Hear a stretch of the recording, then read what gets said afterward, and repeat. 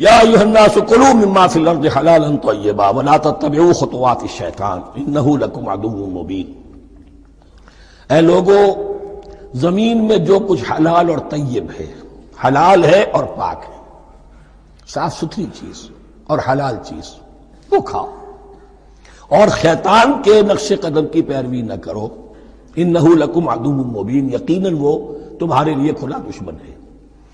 یہ بحث اصل میں کھلے گی سورہ انعام میں جا کر۔ وہاں عرب میں یہ رواج تھا، بتوں کے نام پر کوئی جانور چھوڑ دیتے تھے، اس ہندوؤں میں بھی تھی رواج، ہم نے تو بچپن میں دیکھا ہے، کوئی سانڈ چھوڑ دیا، کسی کے کان جو ہے وہ چیر دیے، یہ فلاں بت کے لیے ہے، فلاں دیوی کے لیے ہے۔ اب اسے کوئی کچھ نہیں کہہ سکتا تھا، وہ جہاں چاہیں وہ منہ ماریں جا کر ان کا، اور پھر ان کا ظاہر بات ہے ان کا گوشت کیسے کھایا جا سکتا تھا۔ تو عرب میں بھی یہ رواج تھے، اور ابھی تک اس کے کچھ نہ کچھ ریزیڈیول ایفیکٹس تھے۔ آباء و اجداد کی جو رسمیں چلی آ رہی ہوں وہ آسانی سے جو ہے وہ چھوٹتی نہیں ہے، کچھ نہ کچھ اثرات رہتے ہیں، جیسے آج تک ہمارے ہاں ہندوانہ اثرات موجود ہیں۔ تو ایسے لوگوں سے کہا جا رہا ہے کہ یہ تمام حرمتیں جو تمہارے ان لوگوں نے، مشرکین نے بنا لی تھی، یہ جانور حرام، یہ جانور حرام ہو گیا، اسے فلاں کے نام پر نامزد کیا ہے، اس اونٹ کی جو ہے اتنی اونٹنیوں کے ساتھ جفتی ہو چکی ہے، اب بس اس کو خالی کر دو، چھوڑ دو، نہ اس کے اوپر سواری کی جائے گی اور نہ اس کا گوشت کھایا جائے گا۔ یہ کوئی نہیں ہے، جو چیز حلال ہے اصلاً اور طیب ہے کھاؤ۔ انما یامرکم بالسوء والفحشاء، یقیناً شیطان تمہیں حکم دیتا ہے بدی کا